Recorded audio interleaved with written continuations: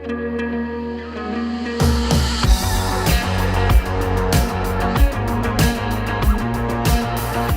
by itself. There's no driver, Daddy. See? That is nuts. It's pretty crazy. It's like there's a ghost. 안녕하세요. 최신 IT 트렌드를 알려주는 남자 방범맨입니다. 자율주행차, 사람 없이 자동으로 움직이는 차를 말하죠. 여러분들이 원하던 원하지 않던 이 자율주행차는 2030년 내로 자연스러운 현상이 될 겁니다.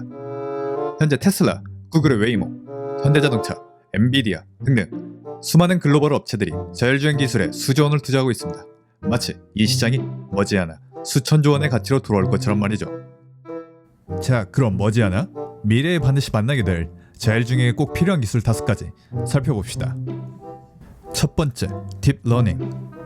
운전을 할 때 언제나 주변 환경을 인식하고 있어야죠. 우리가 운전을 하다가 신호등이 고장나서 경찰 아저씨가 나보고 멈추라고 하면 멈춰야 합니다. 그리고 다시 가라고 해야 앞으로 갈 수 있죠.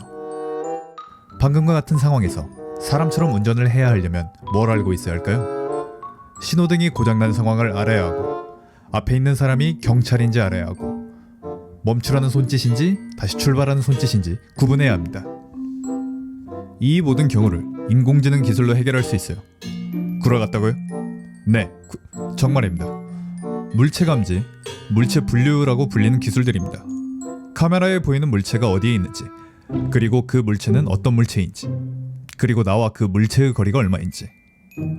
예를 들어 어떤 사람이 정지 표지판을 들고 나타나면 정지 표지판을 인식하고 차를 세우고 보행자들이 다 지나갈 때까지 기다립니다.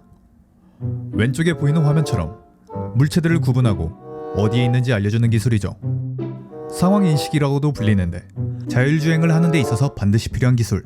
지금까지 발전해온 이 기술은 사람 수준 아니면 그 이상으로 분류나 감지를 합니다.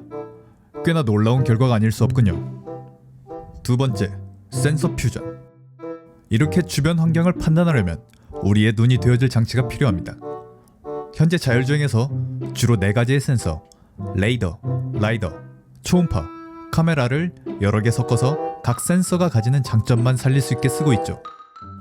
카메라는 다 좋지만 어둡거나 밝으면 잘 안 보이고, 레이더는 거리를 잘 재지만 그 물체가 뭔지 알 수 없고, 라이더는 카메라와 레이더의 장점을 가지고 있지만 너무 비싸고 하나에 1000만원 정도 합니다. 물론 시간이 지나면 이 장비의 가격은 30만원까지 내려갈 것이라고 보고 있습니다. 이렇게 센서들마다 저마다 장단점을 가지고 있어서 장점만 살릴 수 있게 뭉쳐 쓰는 것을 센서 퓨전이라고 부릅니다. 그리고 이런 다양한 센서들에게서 정보를 받아 의사결정을 하는 것이 필요합니다. 예를 들어 3개의 센서는 60% 확률로 고양이라고 인지를 하지만 하나의 센서가 99%의 확률로 강아지라고 인지를 하면 누구 손을 들어줘야 할까요?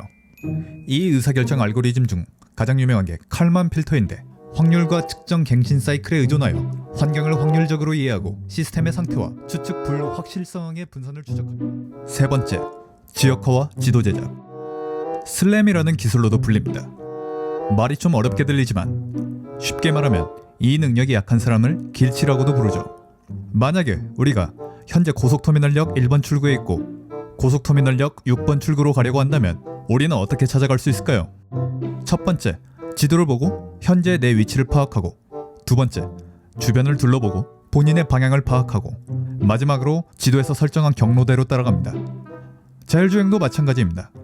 강남역에서 서울역까지 내비를 찍고 정해진 경로대로 운전을 하려면 차량의 위치와 방향을 파악해서 지도와 일치시켜야 주어진 경로대로 따라갈 수 있습니다. GPS와 차량 센서들과 여러 알고리즘을 이용해서 위치를 파악하죠. 여담으로 일반적인 GPS의 오차범위 2m인데 2m면 오차가 너무 큽니다. 이거를 차량에 부착된 센서들을 이용해서 오차를 2cm로 줄였다고 합니다. 어디 가서 길치 소리 듣진 않겠군요. 네 번째, 차선 계획. 이제 내 위치도 파악했고 가야 할 경로가 주어졌으면 그 경로를 어떻게 가야 할지 계획이 있어야겠죠. 운전을 하다 보면 골목길에서 자동차도 튀어나오고 보행자도 튀어나오고 멧돼지도 튀어나오고 불법 정차 차량도 피해야 되고 공사 현장도 피해야 합니다. 어떨 때는 추월도 해야 하고 나보다 빠른 것 같으면 양보도 해줘야겠죠. 이렇게 차량을 주어진 목적지까지 움직이는 차선 계획을 만드는 기술이 반드시 필요합니다. 다섯 번째, 차량 제어. 정말 모든 게 완벽하고 멋지게 동작합니다. 하지만 엑셀을 밟지 않으면 차가 앞으로 가지 않습니다. 엑셀을 밟아 앞으로 가고 브레이크를 밟아 멈추고 핸들을 꺾어 방향을 바꾸는 차량 제어 기술이 필요하죠. 하지만 이것도 생각보다 까다로운 작업입니다. 커브를 돌 때 차량이 뒤집어지지 않을 정도로 가속을 하고 빨간불을 보고 멈출 때 서서히 멈춰야 운전자가 편안함을 느끼고 등등 카레이서 같은 전문가들이 매우 잘하는 영역이지만 컴퓨터도 이 못지않게 꽤나 잘합니다. 제어 이론이라는 복잡한 이론이지만 여기서는 다루지 않겠습니다. 자, 지금까지 자율주행에 필요한 근본 기술 5가지를 알아봤습니다.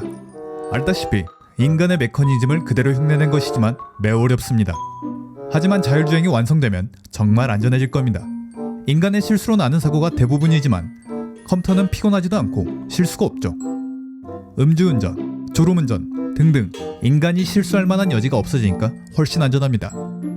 여러분 다 이해하셨죠? 뭐가 됐던 2035년쯤에는 전체에서 70%는 자율주행이 되는 자동차를 볼 겁니다. 아마 굳이 자동차를 사지 않아도 될 시대가 올 것 같아요. 영상이 도움이 되셨다면 구독, 좋아요, 알림 설정 부탁드립니다.